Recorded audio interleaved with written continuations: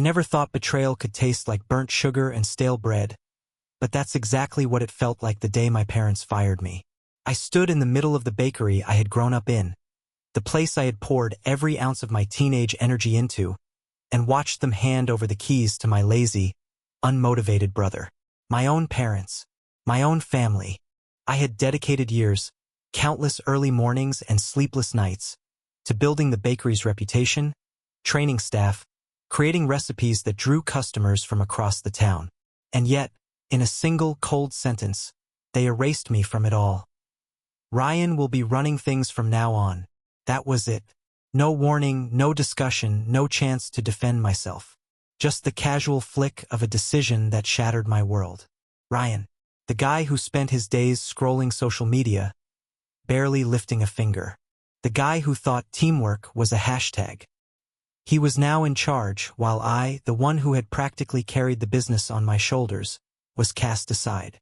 My parents smiled like nothing had happened, expecting me to accept it with a nod, as if loyalty and sweat meant nothing. I begged, I reasoned, I pleaded. I showed them charts, plans, marketing ideas I had been working on for months. They didn't care. My mother's eyes were icy, my father's jaw set like stone. It's done. Ryan is in charge, they said. I left the bakery that day feeling like I had been exiled from my own life. I walked home through the rain, clutching nothing but my backpack and a simmering rage. Every drop of rain on my face mirrored the tears I refused to shed in front of them. I couldn't understand how they could so casually throw me aside, how the people I trusted most could betray me with such ease. For weeks, I replayed every moment in my mind. Every early morning, every sacrifice, every sleepless night. They had all meant nothing to them. And yet, despite the hurt, a tiny, burning thought began to form in my chest. If they thought they could erase me and my efforts, they were gravely mistaken. I wasn't just going to fade away, because the more they pushed me out, the more I realized. The person who had been loyal to a fault had just been awakened. And once I found my footing, they would see just how wrong they had been. After that day, I didn't speak to my parents for weeks. I avoided the bakery, avoided the town, avoided the life I had built from scratch. Every corner seemed to whisper their betrayal. Social media posts showing Ryan smiling behind the counter, while customers praised him, were like salt in an open wound. The bakery was my creation, and now it was as if I had never existed. I tried to move on, though. I picked up odd jobs, anything that would keep me afloat, but nothing gave me the sense of purpose that the bakery had. I missed the rush of opening the doors early in the morning, the smell of fresh bread, the satisfaction of seeing happy customers. But mostly, I missed the pride of being recognized for my hard work. Instead, I had to watch Ryan take credit for everything I had done. One evening, after a particularly grueling day at a cafe job, I sat alone in my tiny apartment scrolling through my phone when a notification stopped me cold. The bakery was losing money, rapidly. Customers complained about mistakes, missing orders, and Ryan's lack of leadership. Reviews online were brutal. My heart raced. Part of me wanted to gloat, to feel satisfaction, but another part of me felt panic. This was my family, after all. Even if they had treated me like an outsider, they weren't strangers. I debated whether to reach out. I knew my parents wouldn't apologize. They never had. But I also knew that if I stayed silent, the bakery might collapse completely. The thought of it failing, my hard work crumbling, was unbearable. I needed a plan, and I needed it fast. Over the next few weeks, I started quietly researching. I studied local business trends, suppliers, marketing strategies, everything I had ever done to make the bakery succeed. I even reached out to former employees, people who had worked under me and respected my leadership. Slowly, a network of allies began to form, people who believed in my vision and knew I could turn things around. Then, one night, I received an email that changed everything. A former client had a struggling cafe, looking for someone to manage it, someone with experience. My heart leapt. This wasn't revenge, not yet. It was survival. But I realized maybe, just maybe, this was my chance to prove that I was the one truly capable of running a business. And deep down, I knew that if I succeeded, the bakery my parents had stolen from me wouldn't just fail. it would pale in comparison to what I could build on my own. The path ahead was uncertain, and I had no guarantees. But one thing was clear: I wasn't going to be the victim anymore. I was ready to fight. Not for them, but for myself. And I was willing to do whatever it took to rise from the ashes of betrayal. Taking the job at the struggling cafe felt like stepping into a battlefield. The place was a mess. Outdated equipment, a skeleton staff, and an owner who had given up halfway through his first year. But I saw potential.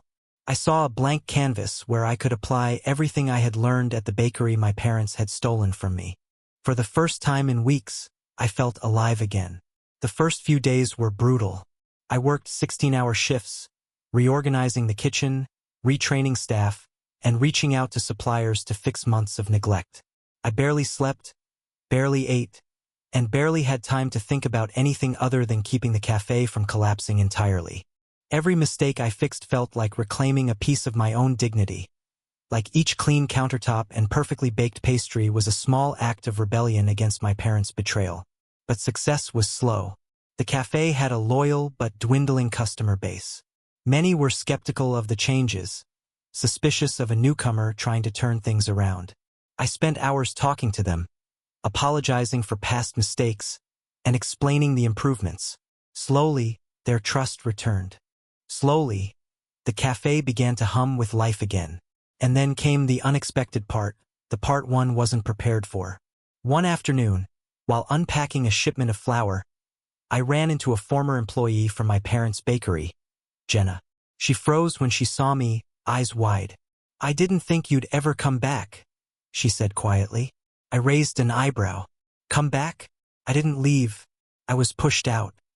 Her face softened, and she nodded. "I know. Things are bad over there. Ryan's not handling it." My heart sank. My parents' bakery, the place I had built with my own hands, was failing, and I had a front row seat to watch. I felt a mix of emotions: satisfaction, guilt, and a strange sense of vindication. I couldn't tell Jenna I wanted to watch it collapse. I couldn't let her know I had secretly been hoping for it. But every detail she shared, wrong orders, angry customers, staff quitting in frustration, felt like proof that I had been right all along. Despite this, I focused on my cafe. I poured every ounce of energy into it, determined to succeed. Slowly, word spread that something new was happening, that a determined and skilled manager was turning things around. Business began to improve, and I started seeing the fruits of my labor. But even as I thrived, a nagging thought lingered. Should I intervene with my parents' bakery? Should I step in and save it, or let it fail as a lesson for them? I wrestled with this question every night, unable to sleep. My heart said one thing: empathy, forgiveness, the family I once loved. But my mind screamed another. I had been wronged. I had been cast aside. Did they deserve a second chance? Or was it time they tasted the consequences of their actions? One thing was certain: my life was no longer theirs to control. And as the days went by, I began to realize that my revenge, if it was even revenge, wasn't about destroying them. It was about proving to myself that I could rise, that I could succeed without their approval, without their support. And in that realization, I found a sense of power I had never known before. By now, the cafe was no longer just a lifeline, it was my proving ground. Every pastry, every perfectly timed order, every happy customer was a reminder that I could thrive on my own terms. But the thought of my parents' bakery still gnawed at me. Ryan was struggling, and word was spreading. Social media reviews were brutal. Longtime customers were complaining about sloppy service, missing orders, and staff who clearly didn't care. I could have stayed out of it, kept my distance, and let karma do its work. But something in me wanted to see the truth firsthand. So, I started walking by the bakery occasionally, disguised under sunglasses and a hoodie. At first, it was curiosity, then a form of research. I watched Ryan flounder, watched employees argue, and saw my parents' frustration build with every complaint and every empty register. The bakery was crumbling. Slowly, methodically, before my eyes. Jenna, my former employee, became my unexpected informant. She would text me updates.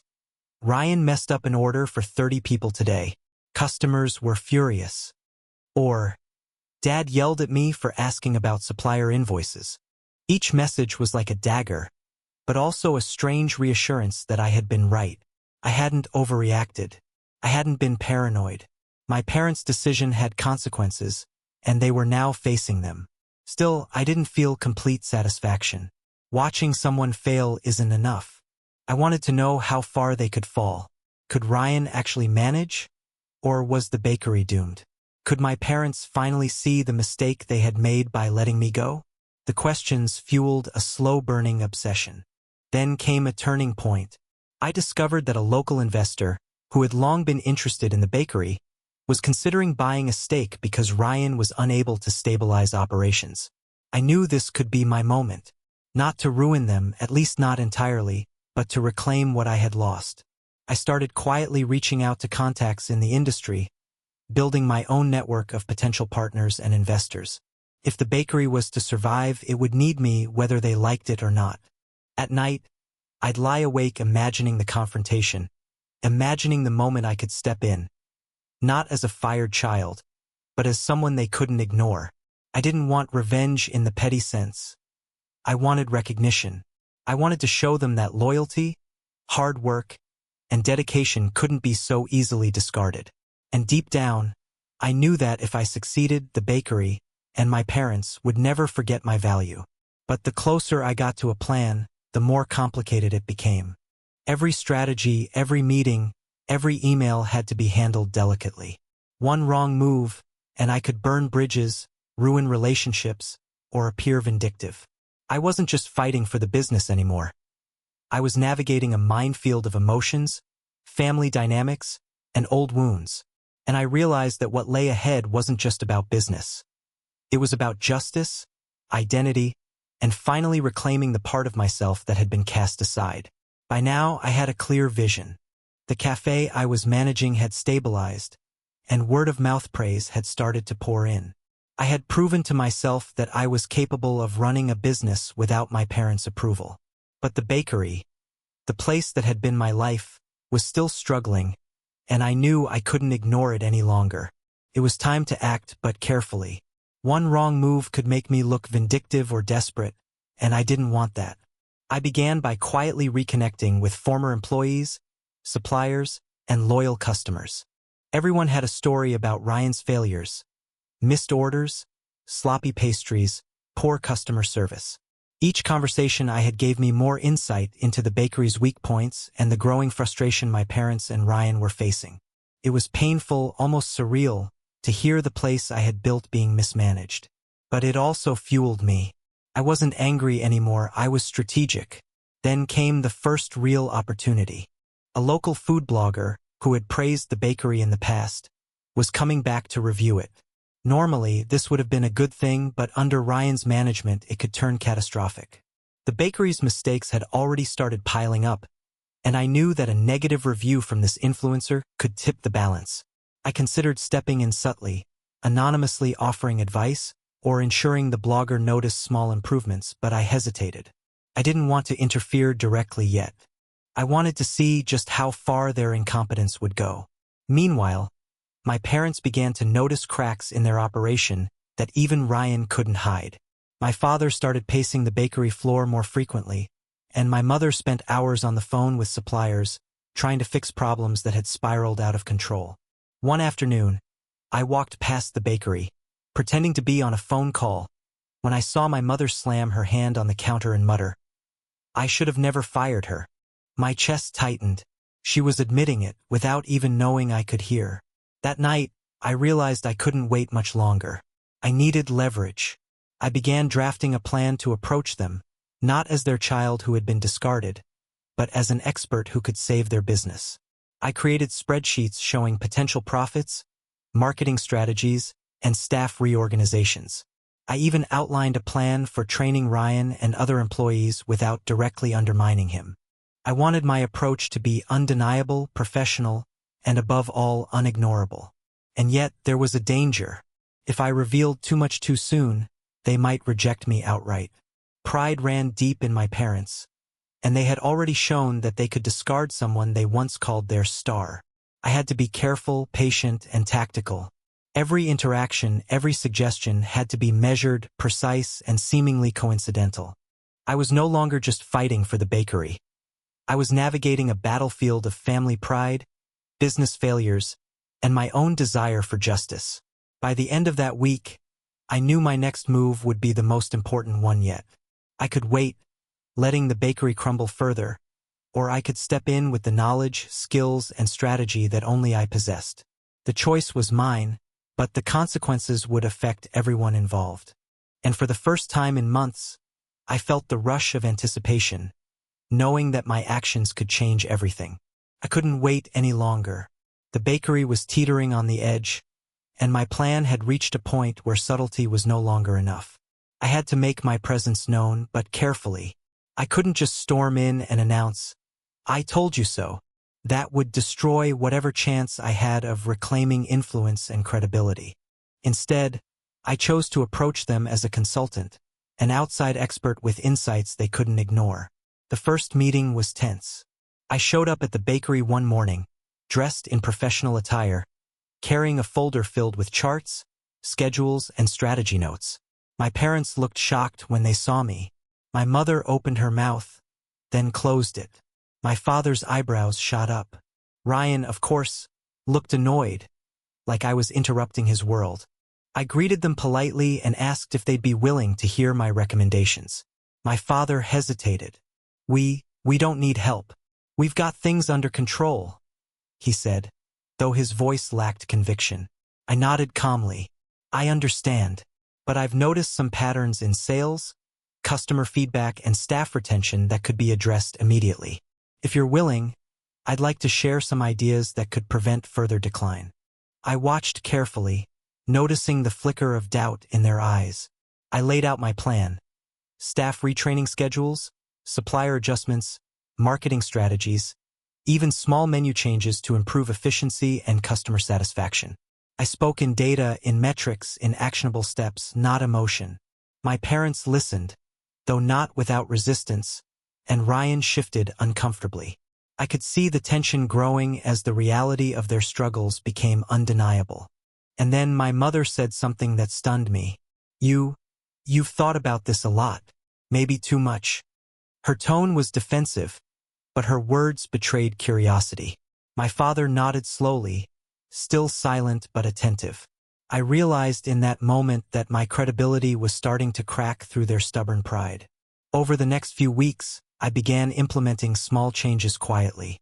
I coached staff during off hours, restructured schedules, and streamlined certain operations without making it obvious I was in control. Slowly, the bakery started improving. Orders were fulfilled on time, complaints dropped, and customers began returning. Ryan noticed but didn't understand my influence. My parents started asking for my advice more openly, though neither admitted it aloud. Emotionally, it was a tightrope.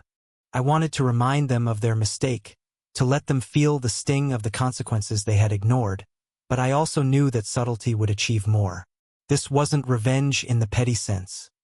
It was proof. Proof that I had been indispensable all along, and proof that loyalty, skill, and dedication couldn't be replaced by ignorance and laziness.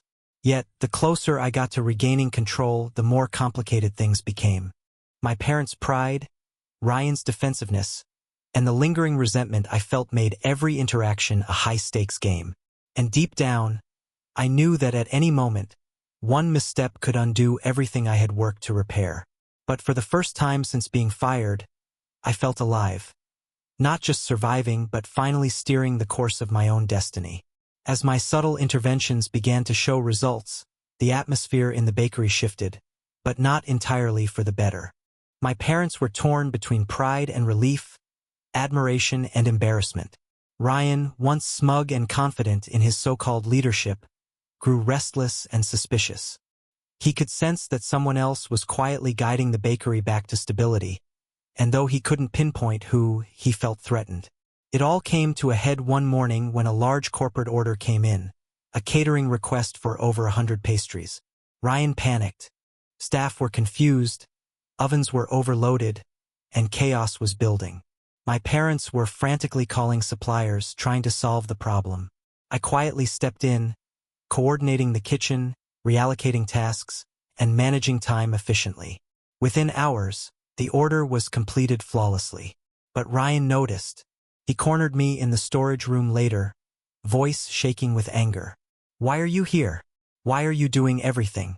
You're not even supposed to be part of this." I kept my tone calm, almost neutral. "I'm helping, that's all.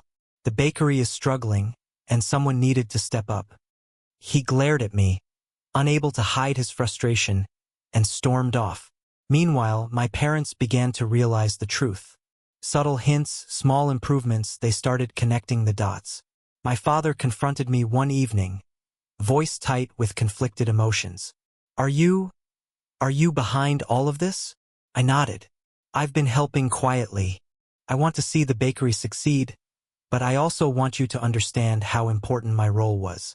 My mother's eyes filled with unshed tears, and for a moment, silence hung between us, loaded with everything left unsaid over the past year.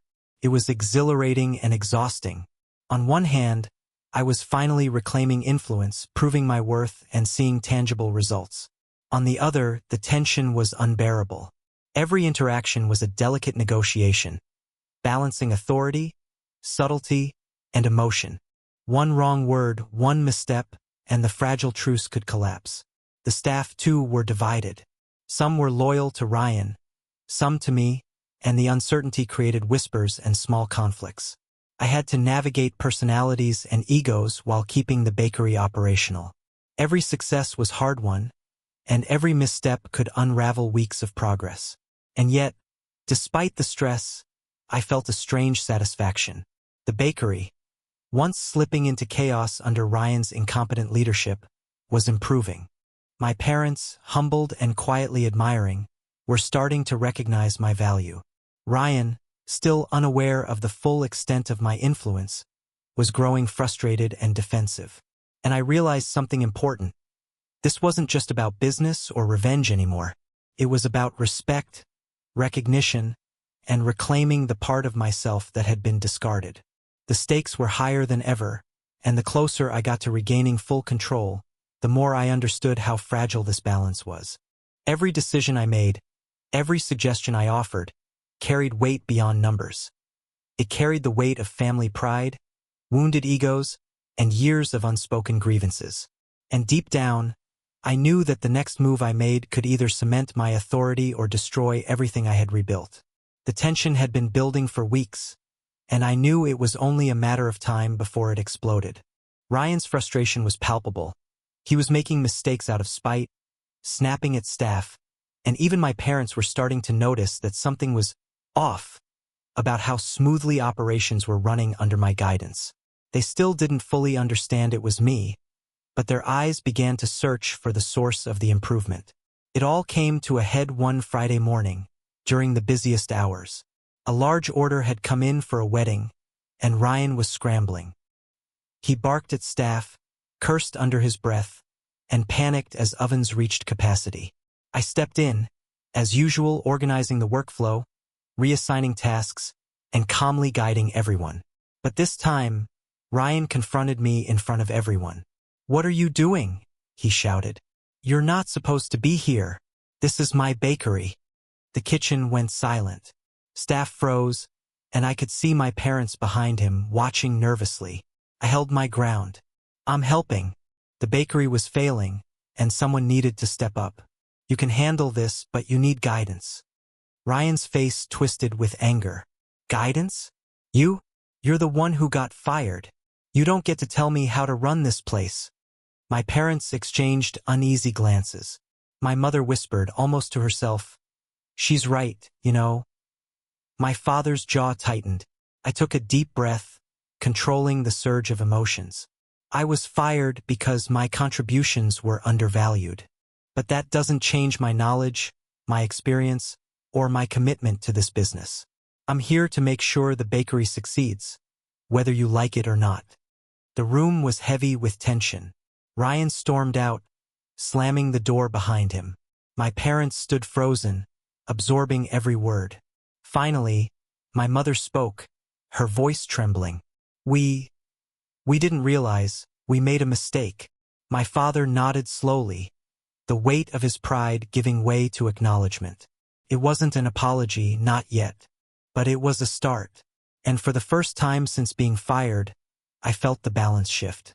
My authority, quietly established over weeks of strategy and careful intervention, was now undeniable. The staff, who had watched me lead during Ryan's failures, respected me openly. My parents couldn't ignore the truth any longer. But the confrontation left me shaken. This wasn't about revenge anymore. It was about recognition, respect, and reclaiming the dignity that had been stripped from me. I realized that even as I stepped back into the bakery's inner workings, the emotional wounds were still raw. Forgiveness would take time and trust even more. Yet, despite the turbulence, I felt a strange sense of empowerment. I had survived betrayal, rebuilt a career, and proven my value without needing my family to acknowledge it at first. Now, they had no choice but to see it for themselves. And in that realization, I understood something crucial.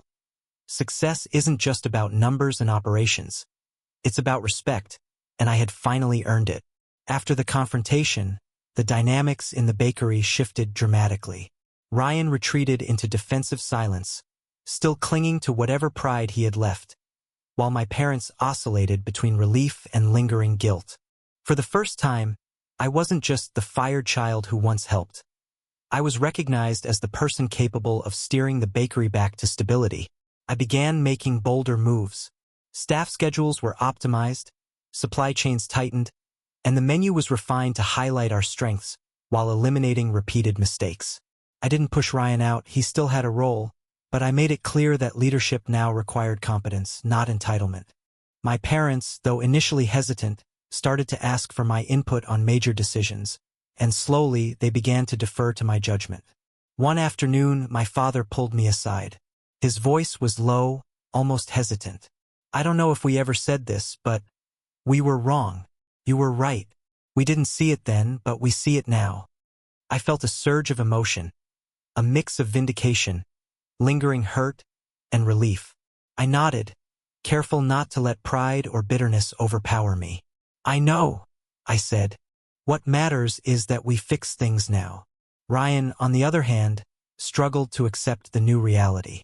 He lashed out in small ways, disagreeing with decisions, ignoring staff instructions, but each time I handled it calmly with patience and strategy. I wasn't interested in humiliating him. I was focused on stabilizing the bakery. Yet, I could see the frustration eating at him, the recognition that he was no longer in control. The bakery began to flourish. Sales rose steadily, customer satisfaction improved, and staff morale climbed. Slowly, my parents began to trust me again. Not blindly, as they had once trusted Ryan's charm, but with the respect earned through proven results. The power shift was subtle but undeniable. I wasn't taking revenge. I was reclaiming what had always been mine. Emotionally, the journey was complex. I had faced betrayal, rejection, and humiliation, yet I managed to turn it into strength, strategy, and eventual authority. I realized that success wasn't just about proving my parents wrong. It was about reclaiming my dignity and showing that competence, dedication, and loyalty are irreplaceable. And as the bakery thrived under my guidance, I began to understand the final truth. The lesson wasn't about punishment or revenge.